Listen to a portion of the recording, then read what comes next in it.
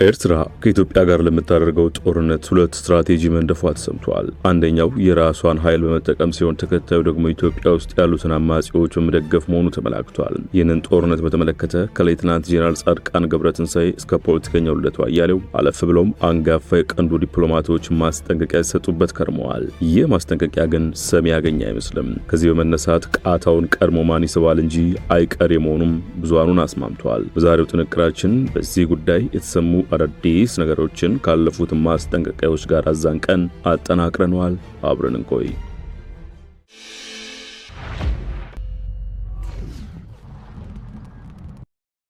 ዋዜማ ሬዲዮ ያሰራጨችው መጠነኛ ጽሑፍ እንዲህ በማለት ይጀምራል። ኢትዮጵያና ኤርትራ በሌላ ዙር የግጭት አፋፍ ላይ ይገኛሉ። አሳሳቢ ውጥረቶችና ግልጽ የጦርነት ምልክቶች ቢታዩም ዓለም አቀፉ ማህበረሰብ ጦርነቱን ህልው እንዳይሆን ያሳየው ተነሳሽነት እዚህ ገባ የሚባል አይደለም። በቅርብ ሳምንታት ከፍተኛ የጦር ዝግጅት፣ ወታደራዊ ስምሪቶችና የጦር መሳሪያዎች ክምችት ሁለቱ ሀገራት በሚጋሩት ድንበር ዙሪያ ይታያል። ትንሿና በኢኮኖሚዋ የደቀቀችው ኤርትራ ለዚህ አይቀሬ ጦርነት ሁለት ስልቶችን ነድፋለች ይችላል የዋዜማ ጽሑፍ። አንደኛው ከፍተኛ ቁጥር ያላቸውን ተዋጊዎች ወደ ወታደራዊ ካምፕ ማስገባትና በፍጥነት የጦር መሳሪያዎችን ማከማቸት ነው። እነዚህ የጦር መሳሪያዎች በዋነኝነት የቀድሞ ሶቪየት ህብረትና ምስራቅ አውሮፓ ሰራሽ የሆኑ የአገልግሎት ዘመናቸው እጅግ የገፋ ወይም ያረጁ ትናንሽ መካከለኛ የጦር መሳሪያዎች ናቸው። አውቶማቲክ የአየር ጥቃት መቃወሚያ ስርዓቶችንም አካተዋል። ሁለተኛው የጦር ስትራቴጂ ደግሞ በኢትዮጵያ ውስጥ ያለውን የብሔር ውጥረት፣ አገሪቱ ውስጥ የሚንቀሳቀሱትን አማጽያን በመደገፍና በማደራጀት ማባባስ ነው። በዚህ ረገድ ደግሞ ኤርትራ ባለፉት 30 ዓመታት በአፍሪካ ቀንድ በሌላ ሀገር የውስጥ ግጭት ጣልቃ መግባትና ልዩነቱን በማስፋት በውል የተሰነደ ታሪክ አላት ይላል። ለአብነትም እንደ አውሮፓውያን አቆጣጠር ከ1997 እስከ 2018 ድረስ የኢህአዴግ መንግስትን የሚቃወሙ የትጥቅ ትግል ኃይሎችን አስመራ ቤት ስታደግፋለች። ከእነርሱም ውስጥ የኦሮሞ ነጻነት ግንባር ኦነግ፣ የኦጋዴን ብሔራዊ ነጻ አውጪ ግንባር ኦብነግ፣ ግንቦት 7፣ የሲዳማ ነጻነት ግንባር ሲነግ ይገኙበታል። በኋላ ግን ከጠቅላይ ሚኒስትር አብይ አህመድ ወደ ስልጣን መምጣት በኋላ በሳውዲ ጅዳ የሰላም ስምምነት ነገሮች ተለውጠዋል። ኤርትራ መንግስትን ለሚቃወሙ ኃይሎች የምታደርገውን ድጋፍ አቋርጣለች። የትጥቅ ድርጅቶቹም ከአዲስ አበባው መንግስት ጋር በደረሱት ስምምነት መሰረት ወደ ኢትዮጵያ ተመልሰዋል።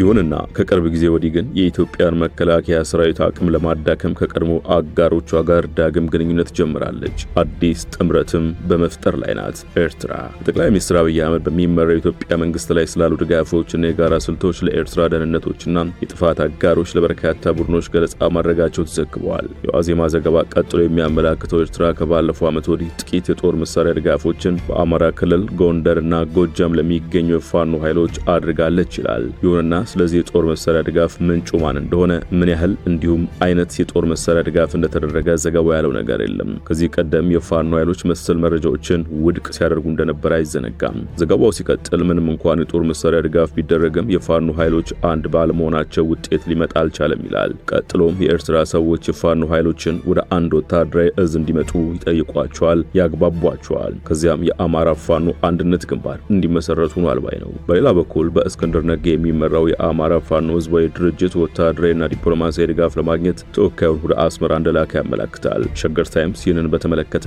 በገለልተኛነት ለማጣራት ያደረገችው ሙከራም ለጊዜው ባይሳካላትም ጽሑፉ ግን ይቀጥላል። በተጨማሪም ይላሉ የዋዜማ ተታ በተጨማሪም ከአውሮፓውያን 2024 ጀምሮ በውጭ ሀገራት ለሚገኙ ዲያስፖራ ሚዲያዎች ከኤርትራ በኩል የገንዘብ ድጋፍ እየተደረገላቸው ይገኛል ብለዋል። የተቀናጁት ኤርትራውያን ዲያስፖራዎች በፈጠሩት ኔትወርክ ጸረ ኢትዮጵያ የሶሻል ሚዲያ ንቅናቄ ጀምረዋል።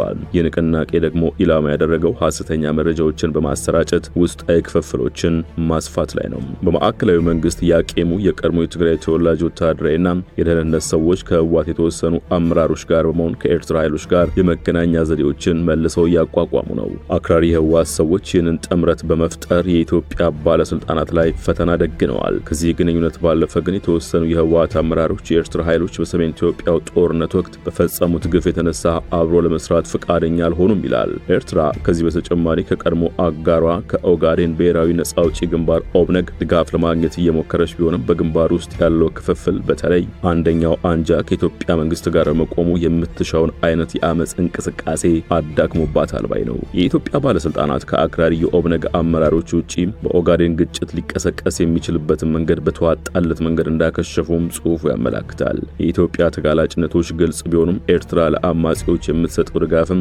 በቀጫጯ ኢኮኖሚ ላይ የተመሰረተ ነው። በመጨረሻ ኤርትራ እነዚህን የሀገር ውስጥ ኃይሎች ተጠቅማ ማዕከላዊ መንግስት ላይ ጫና ልታሳድር የምትችልበት መንገድ ከሷ ውጪ ባሉት የገንዘብ ድጋፍ ላይ የተመሰረተ ነው ሲል አተታውን ይቋጫል። በእርግጥ ይህ አተታ ብቻ ሳይሆን በ17 ዓመቱ የትጥቅ ትግል ዘመን ከሻዕቢያ ጋር በጋራ የሰሩት በኋላም ኤርትራ ተገንጥላ ሀገር ስትሆን በአንጻሩ የተዋጉት የቀድሞ የኢትዮጵያ ጦር ኃይሎች ኤታማዦር ሹም ሌተናንት ጄኔራል ጻድቃን ገብረትንሳኤም ጦርነቱ በማንኛውም ቅጽበት ሊቀሰቀስ ይችላል ሲሉ አስጠንቅቀው ነበር። በሁለቱ ሀገራት መካከል የሚደረግ ጦርነት በሁለቱም ወገኖች እንደሚባለው አጭርና ወሳኝ እንደማይሆን የገለጹት ጄኔራል ጻድቃን ለቀጣናው አውዳሚ እንደሚሆን ጠቅሰዋል። ጦርነቱ ሲያከትም አሁን የምናውቀው የሀገራቱ ጂኦግራፊ ይለወጣል። በአፍሪካ ቀንድና ከቀይ ባህር አሻግሮም ጉልህ የፖለቲካ አስተላለፍ ለውጥ ያስከትላል ብለዋል።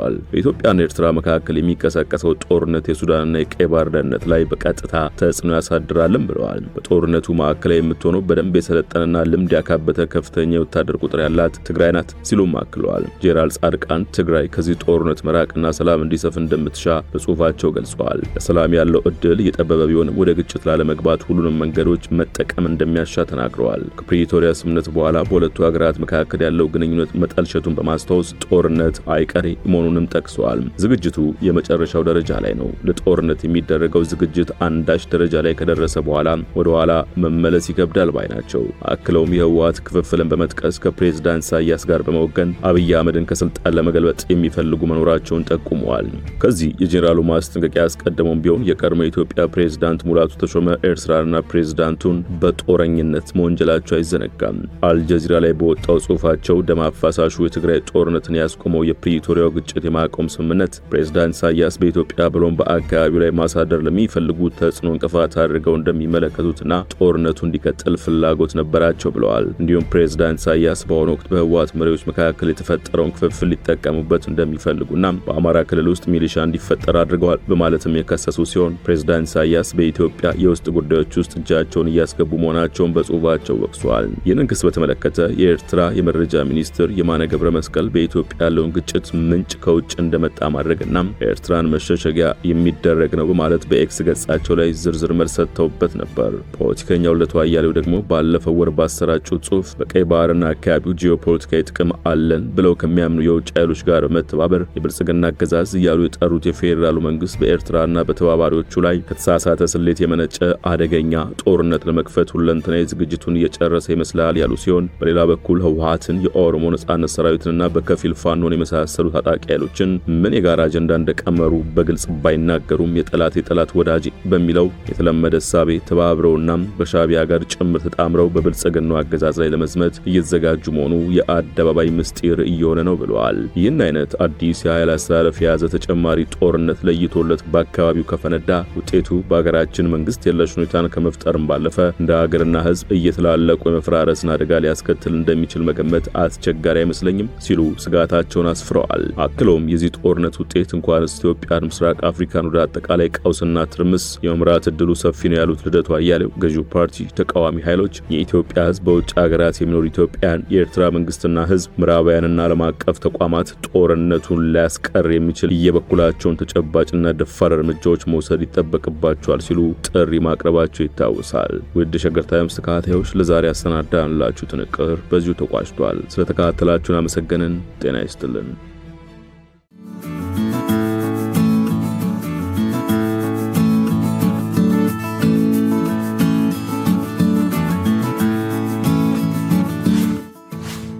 ሸገር ታይምስ ሚዲያን ሰብስክራይብ በማድረግና ደወሉን በመጫን ይከተሉን።